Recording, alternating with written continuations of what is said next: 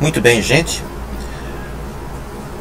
A aula de hoje é sobre métodos de preparação do enxadrista. E foi escrito por Mikhail Botvinnik, ex-campeão do mundo e professor xadrez também do Palácio de Pioneiros, já falecido. E para quem não sabe, ele foi professor do Kasparov e também professor do Karpov. É um jogador e um professor muitas vezes desconhecido do jogador brasileiro. E eu espero que vocês vejam este vídeo como uma maneira de elogiar, uma maneira de homenagear Botvinnik, já falecido, como já disse, e a sua grandeza como xadrista. Então, ele vai falar sobre métodos de preparação de enxadrista, e eu espero que sejam úteis aos jogadores brasileiros. Como deve aperfeiçoar-se o jovem jogador xadrez?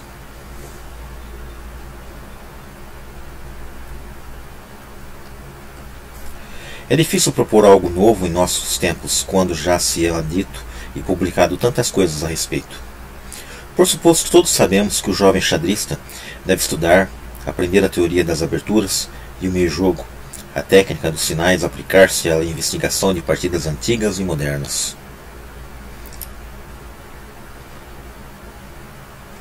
Conhecer os seus futuros adversários e finalmente conhecer-se a si mesmo, ou seja, analisar suas próprias partidas. Todo jogador sério há de estar em boa forma psíquica.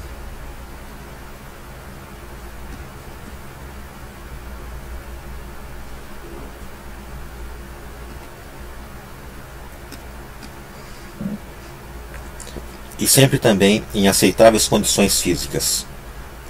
Antes de uma competição, lhe é tão indispensável treinar como descansar. Deve assim mesmo submeter-se a um treinamento especial para adaptar-se ao ritmo estabelecido.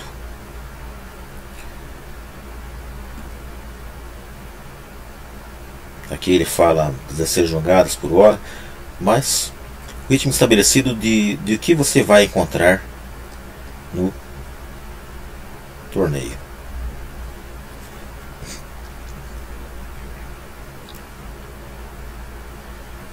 Tudo isso é bem conhecido, mas, por desgraça, tão elementares requisitos se descuidam com certa frequência. E isso é ruim, não só para os enxadristas, mas sim, inclusive, para os seus treinadores. De todas as formas, ainda há algo mais importante. O principal é aprender a utilizar bem os métodos aprovados de preparação. Dou por certo que em 1939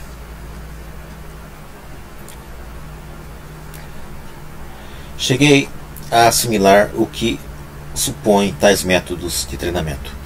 O método por si só, inclusive bem dominado, não basta.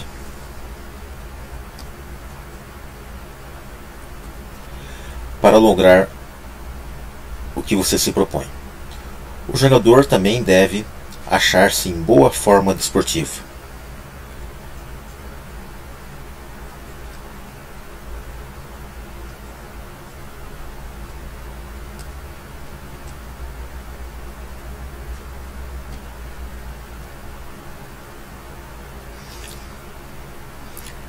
Se esta combina com os métodos de preparação, então sim que poderá garantir resultados consistentes nos campeonatos.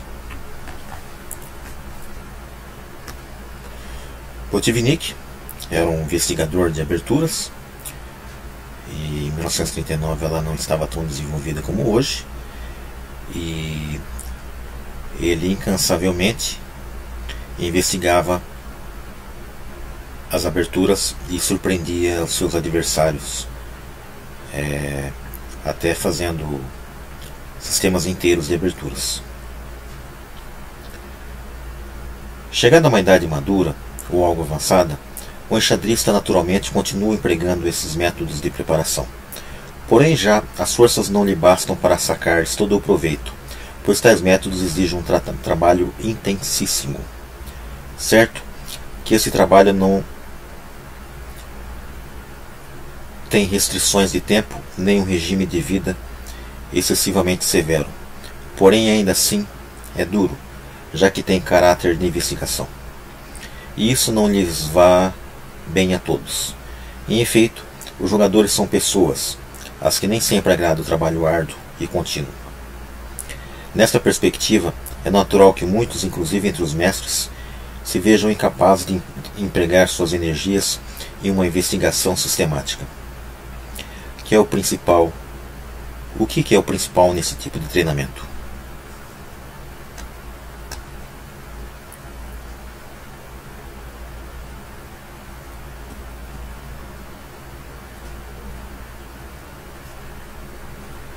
Antes de tudo, há que aprender a relacionar estreitamente a teoria das aberturas com o meio-jogo. Teoria de aberturas mais meio-jogo.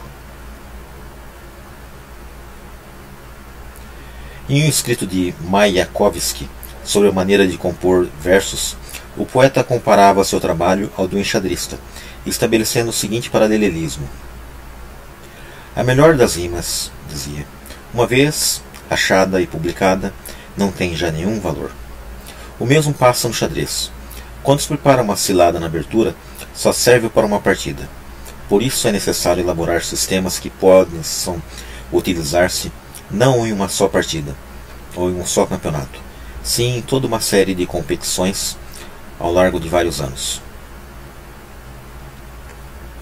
Fazendo assim, hei conseguido eu também, durante anos, resultados excelentes e estáveis. Como podem nascer tais sistemas?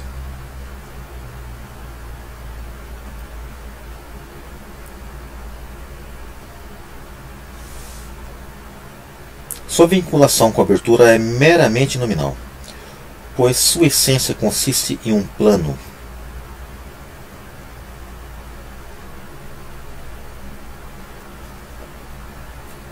concreto de meio-jogo. A que condições deve obedecer um sistema semelhante, que poderia chamar sistema de meio-jogo? Em primeiro lugar, do ponto de vista da moderna técnica posicional, das noções atuais, há de parecer errôneo. Só esse suposto se poderá sacar de que algum proveito prático.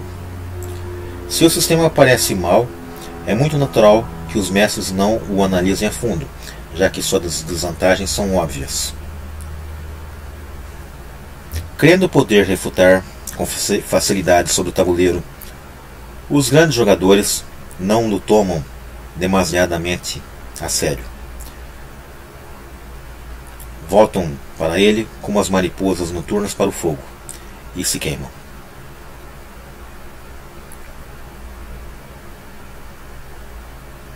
Quando todos se persuadem de sua eficácia, então começam a evitá-lo. Isto também é importante, porque assim se limitam as possibilidades do adversário. Em efeito, o esforço por sair do fogo pode colocar ao inimigo novas dificuldades. Para refutar bem um sistema preparado, não há mais que um caminho: trabalhar, trabalhar,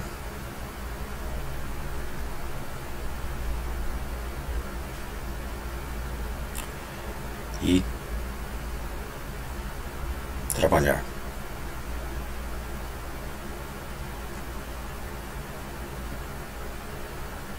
e trabalhar muito. Porém, nem a todos lhe gosta isto. No caso que se um de vocês trabalha e o outro não, o que não trabalha está condenado ao fracasso. Só o talento não serve aqui de nada. O que é mais fácil? Refutar ou fazer um sistema?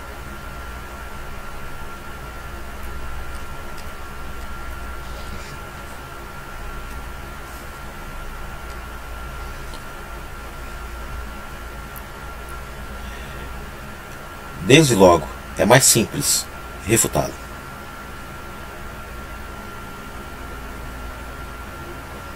Para idear tais sistemas se requer uma boa dose de perseverança e muito tempo de dedicação. O mais árduo de todos esses métodos consiste em saber em que direção deve você trabalhar, que abertura vai empregar nos próximos campeonatos e que tipo de posições surgirão dessas aberturas. Se não se parte daí, os sistemas preparados não servirão de grande coisa.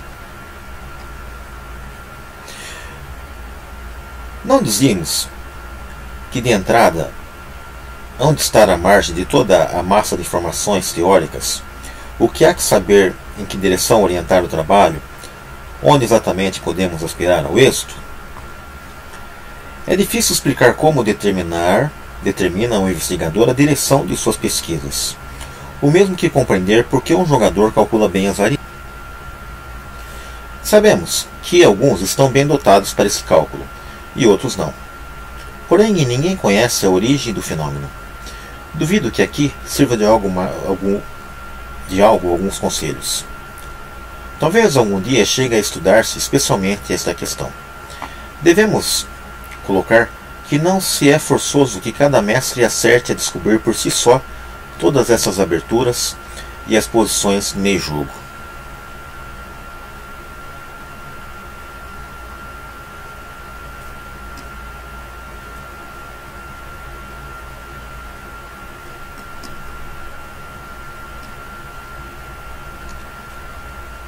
Com elas relacionadas.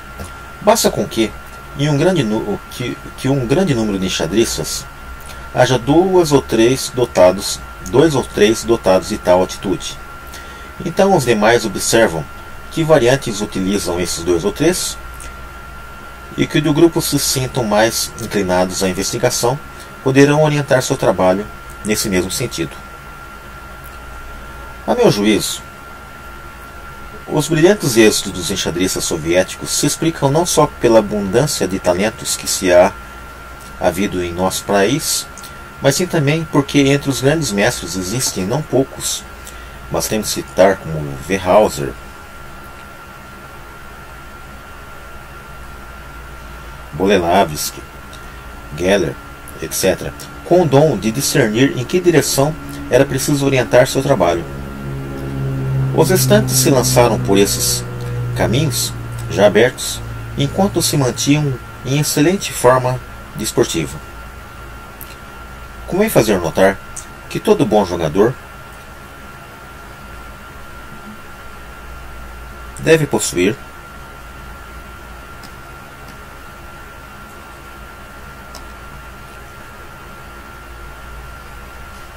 sua própria teoria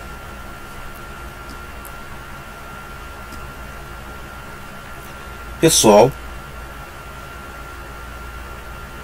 que incrementa a prática e a força do enxadrista e lhe garantirá ótimos resultados por bastante tempo. Também é importante saber que a melhor idade para calcular variantes se situa entre os 20 e 30 anos. Logo o jogador não pensa já tão depressa, começa a tomar mais tempo de reflexão, a ter descuidos. Deve proceder com mais cautela que nos anos moços. Se volta, apesar de tudo, mais experimentado, melhor psicólogo,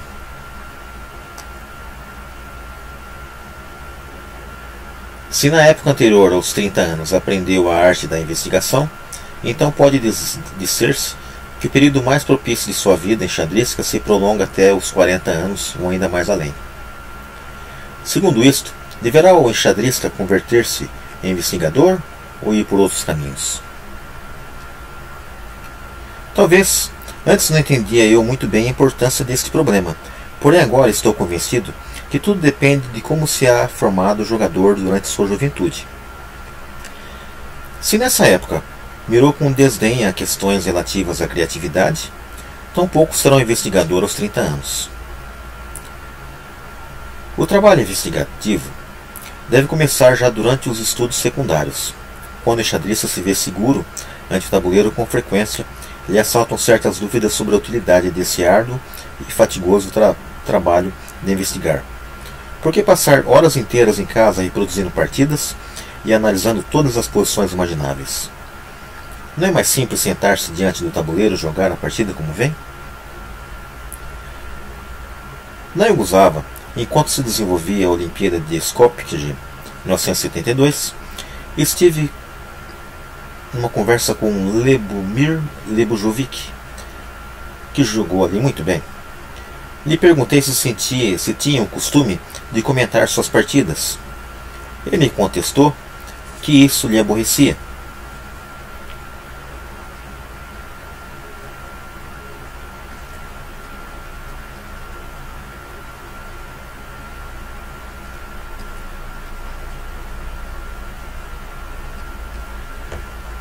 Me parecia muito mais interessante jogar. Resposta muito típica de Lebojovic. Se o xadrezista não publica suas próprias observações, se não intercambia conhecimentos com o mundo exterior, tampouco logrará explorar ao máximo suas qualidades. Só publicando seus comentários se aperfeiçoará a si mesmo.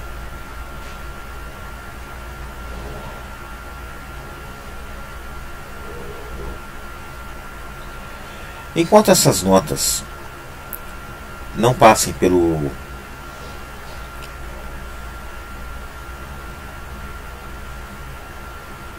óculos da crítica, não aprenderá nunca. Lebojovic não chegará a ser um investigador e por isso duvido que siga muito tempo jogando bem ao xadrez. Seus êxitos serão mais modestos do que poderia ser se já antes dos 20 anos se houvesse habituado a fazer indagações por sua conta.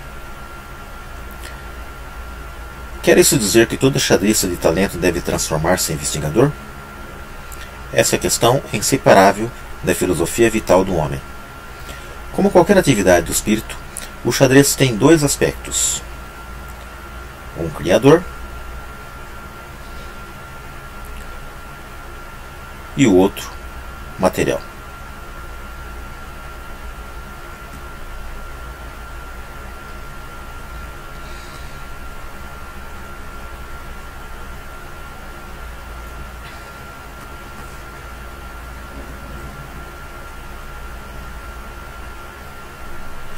Se o trabalho que nos dedicamos nos interessa, se revela então sua faceta criadora.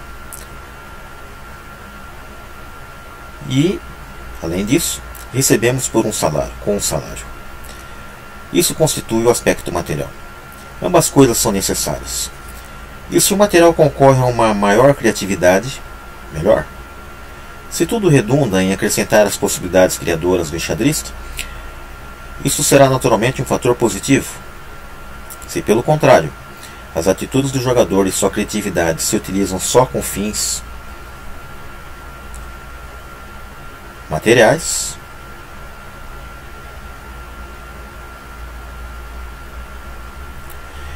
lhe resultará impossível, a meu modo de ver, sacar o máximo proveito de seu empenho xadrístico. Desde logo, é mais cômodo não analisar nem publicar as próprias obras. Nesse caso vem a querer no praticismo. Já não se trata de arte, sim de mera artesania. E assim vemos como muitos mestres, em vez de chegar ao limite do seu potencial, desempenham nas competições um pobre papel. Nossa atual vida enxadrística atravessa um momento crítico. Creio que Tigran Petrosian, Spassky e outros grandes mestres de sua tala não podem, por diversas razões, mostrar tudo aquilo de que são capazes, já que com pleno direito não seria lícito esperar deles. Durante uma série de anos também, Mikhail Tal desiludiu aos seus admiradores, porém em 1978 ganhou de novo o campeonato da União Soviética.